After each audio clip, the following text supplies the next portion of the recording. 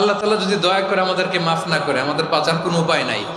আপনি কি ভেবেছেন আপনার নামাজ দিয়ে আপনি জান্নাতে যাবেন? আপনি তাহাজ্জুদ গুজার, সেজদা দিতে দিতে কপালে দাগ ফেলেছেন, এটা আপনারা জান্নাতে নেবে না? আপনি এলাকার সবচেয়ে বড় হাতেম তাই দানশীল, এই দানের ভরসায় বসে আছেন, কশিন কালো না। আমাদের নামাজ, আমাদের রোজা, আমাদের ইবাদত, এগুলোকে মিজানের পাল্লায় উঠালে কোনো ওজনই হবে না। তবে আমাদের একটা কৌশল জানা আছে, আমরা আল্লাহর রহমতের ভিখারি। আমরা সেদিন আগেই গুনার স্বীকৃতি দিয়ে দেব। আমরা বলবো, আল্লাহ তুমি প্রশ্ন করার আগে তোমার একটা কথা বলি, আমারে কিছু জিজ্ঞেস করো না, আমি সব করেছি।